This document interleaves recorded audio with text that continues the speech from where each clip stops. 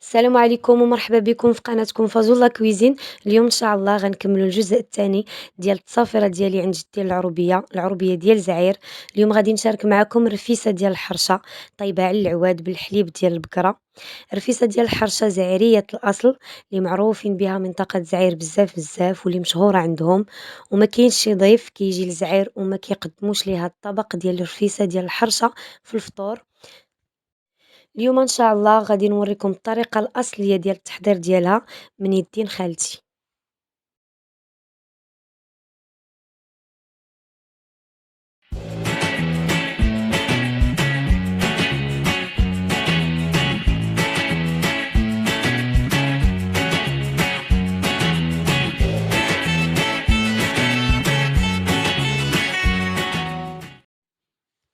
وهنايا خالتي دارت كيلو لاروب ديال السميدة ديال القمح مع شوية ديال سنيدة وشوية ديال الملحة وشوية ديال الزعتر. بالنسبة للزعتر إلا عندكم الزعتر كارم حكوه مزيان بين يديكم، إلا عندكم غير الزعتر مطحون ضيفوه هكاك مطحون. هاد الحرشة هادي راه مكدارش فيها الخميرة نهائيا، لا الخميرة العادية ولا خمارة، كيدار فيها غير الملحة وسنيدة والزعتر فقط. غتبقى خالتي تحرك هاد النواشف مع بعضياتهم مزيان، من بعد غتضيف شوية ديال الزيت. أنا هنا ما شديتوش، غتضيف شوية ديال الزيت هي العادية، بغيتو ديرو زيت البلدية أحسن، ولكن هي نورمالمون كدار غير العادية. غديرو زيت العادية وغادي تبسبسوها بيديكم مزيان، يعني بحال كنقولو حنا كنرملوها بيدينا. شوفوا الطريقة ديال هاد الحرشة بحال الطريقة ديال الحرشة ديال السميدة الصفرا اللي كنديرو دائما، غير هي ناقصة فيها الخميرة مكيناش. ومن بعد غادي تاخد الماء دافي. هنا راه غايبان لكم الماء دافي حنا دارتو خالتي في البوديزة ديال الزيت اللي كان بقى أصلًا فيها غير شوية ديال الزيت، منين كباتو بقات خاوية، دارت فيه الماء دافي باش تكمل، يعني تستافد من داك الزيت اللي بقى. اقتصاد أختي الاقتصاد، الناس العروبية راه كيقتصدوا، ماشي بحالنا حنا كنبدلو، كتبقى باقي فيها ما يستعمل وكتمشي كتلاح. المهم دارت هنا الماء دافي ما يكونش سخون ما يكونش بارد، وغتبقى تخلط الحرشة كي كتشوفوا في الفيديو، غتخلطها مزيان. صافي من بعد هي أنها ما كتخليش الحرشة جارية، الخليط كيكون مجموع شوية، صافي غتخليها ترتاح.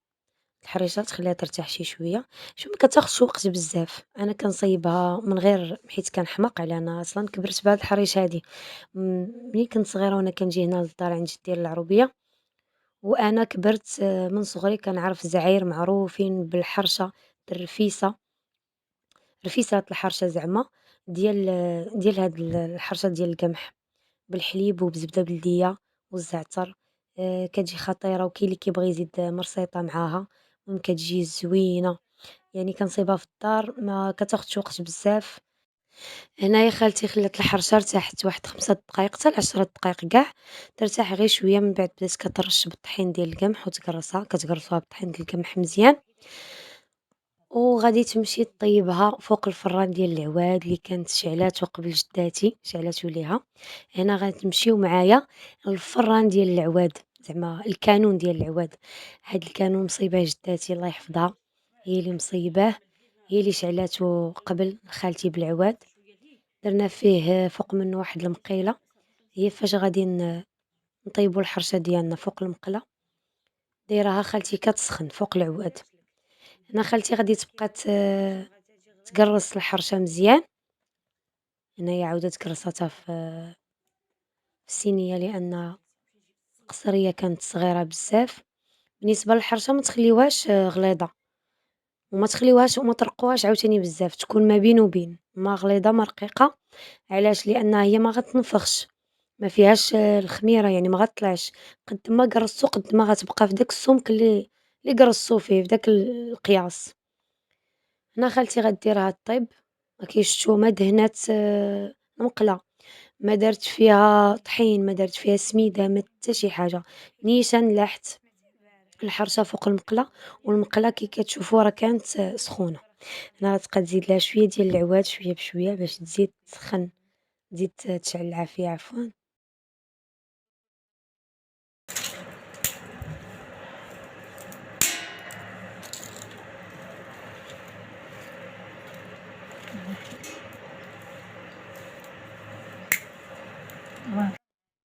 سمحوا لي كنهضر معاكم ما قاداش والله إلا بغيت نسجل الفيديو، ووعدتكم أنني ندير الجزء الثاني وما نتعطلش عليكم، والصوت راه ما كاينش، ضربني البرد الحلقي راه ما كاينش الصوت، كنهضر معاكم ما عرفتش واش تسمعوني أصلًا والّا ما تسمعونيش.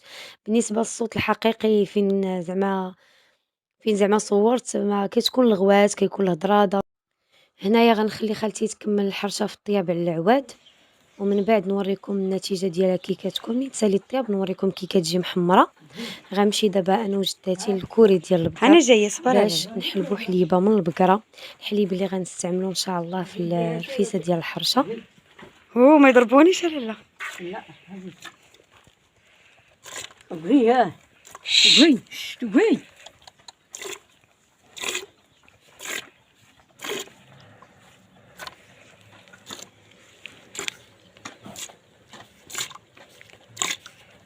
بغي واش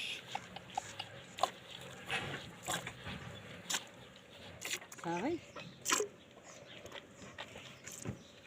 الموتور هذا لا لا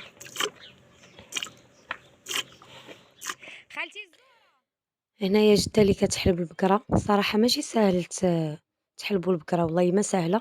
أنا جربت راه كنجر ما بغا يهبط ليا لا حليب لا حتى شي حاجة. هما عندهم تقنية باش كيهبطوا داك الحليب سبحان الله العظيم مع الولف.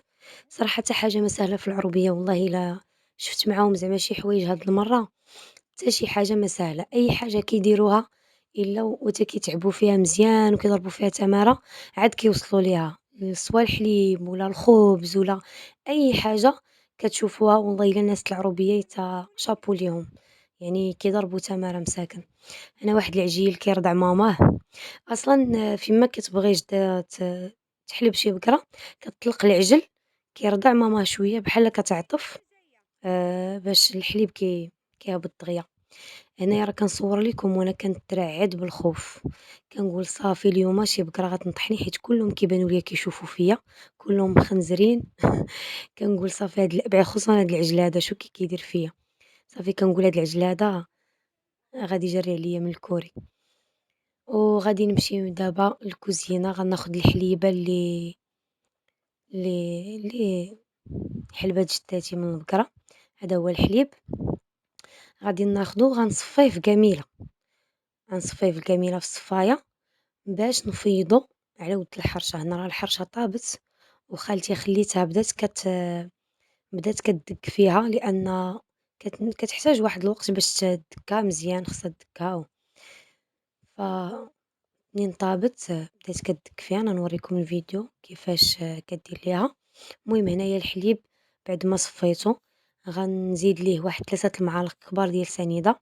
الناس اللي ما باغينش حلاوة ما يزيدوش، كاينين الناس اللي كيزيدوا مع الحليب مرصيطة، كاين اللي كيزيدوا معاه فليو، زيدوا اللي بغيتو. أنا كتعجبني غير بالزعتر، ولكن حتى الإضافات إلا زدتو مرصيطة وفليو كتجي زوينة. هنا خالتي هي بدات كدك في الحرشة كي كتجبدها سخونة من المقلة كتحطها زعما سخونة من المقلة كتبدا بحال كدك فيها وبحال كديرها بين يديها باش كتعزل هادوك الغلاض باقيين غلاض من هادوك اللي دكو مزيان. غتبقى في هاد العملية وهي كدك وهي كدك حتى تكدك ليها كاملة وكتولي رقيقة. هانتوما تشوفوها معايا في فيديو آخر أنها رقاقت مزيان. كدكوها غير بالمدلك، هنا راه كدكها غير بواحد هما عندهم هاد العود خاص بحال المدلك جاني خاص كيدكو به ديال الرفيسة، خاص بالرفيسة حاطينه حيت الرفيسة كي قلت لكم في الجزائر ما كيتخطاهمش كل صباح كيفطروا بها. هنا كنزيدو داك الحليب اللي فيضت في القميلة مع سنيدة غنزيدوه للرفيسة حتى تفزك ديك الرفيسة مزيان. ضروري نفزكو الرفيسة قبل باش كتشرب داك الحليب وعاد كنخدموها. من بعد ما غادي دير ليها دابا الحليب وغتفزق مزيان غتخليها ترتاح واحد 5 دقايق مع داك الحليب باش تشرب مزيان الحليب. وغتاخد غتاخد طاجين وغدير فيه زبدة بلدية، غتخليها تذوب ديك الزبدة البلدية فوق البوطة ولا فوق المجمر. حنا هنا نديروها فوق المجمر حيت هاد المقطع اللي كنعاود ليكم عليه بالضبط ما مشى ليا الفيديو ديالو. الوقيته اللي ارتاحت الحرشة مع الحليب وشربات الحليب مزيان وخدات خالتي الطاجين ودارت فيه الزبدة فوق المجمر ودابت ديك الزبدة وبدات كتحط فيها بالمعلقة الحرشة. هادي اللي دابا مفزقة في الحليب، مرطبة في الحليب، غتبقى تهز بالمعلقة وتحط، تهز وتحط، تهز وتحط حتى تعمّر الطاجين كامل، ومنين كتعمّر الطاجين كامل، الوسط ديال الطاجين كتزيد واحد الطرف ديال الزبدة واحداخر، صافي وكتخليه يبقى يغلى فوق المجمر كي كتشوفوا معايا دابا في الفيديو. ها هي هنايا راه الزبدة دابت وحطات كيف ما قلت لكم الطريقة وشرحتها لكم، حطات ديك الحرشة اللي مفزقة في الحليب ودارت في الوسط شوية ديال الزبدة، وبقات دابا كتغلى حتى تسخن مزيان، وعاد غنحطوها فوق الطبلة. واش غنقول لكم إلا جيت نعاود لكم على هاد الرفيسة والقصة ديالي والطفولة ديالي معاها، وهنايا حطينا رفيستنا فوق الطبلة وغنبداو ناكلو فيها، وسمحوا لي إلا شهيتكم، سمحوا لي بزاف، ولكن هاد الرفيسة أنا كنعتبرها من التراث المغربي، شي حاجة اللي هي بلدية 100% واللي الناس بزاف ما كيعرفوهاش.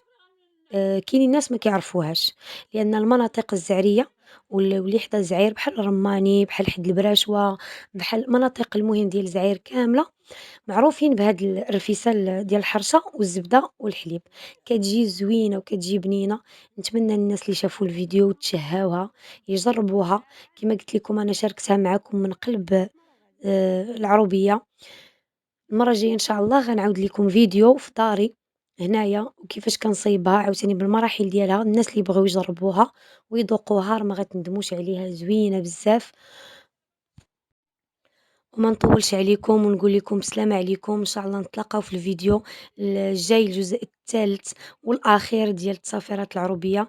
الجزء إن شاء الله الثالث والأخير غيكونوا فيه بزاف ديال المفاجآت، بزاف ديال اللحظات، بزاف ديال اللقطات، بزاف د الحوايج زوينين غادي نشاركهم معاكم. نتمنى الفيديوهات اللي شاركت معاكم ديال العروبية ديال الجزائر تيعجبكم بزاف، نتمنى نكون وصلت لكم كيفاش دايرة العروبية ديال الجزائر، الناس اللي ما كيعرفوش عروبية الجزائر. نتمنى تكونوا استمتعتوا بهذا الفيديو ديال اليوم، ونتلاقاو إن شاء الله مرة أخرى، وشكرا لكم بزاف. وبالنسبة للناس اللي جداد عندي في القناة واللي بغاو يتوصلوا بكل جديد القناة، ما عليكم غير تضغطوا زر الاشتراك مع تفعيل الجرس والإعجاب بالقناة، وسمحوا لي بزاف على الفيديو لأن راه صوتي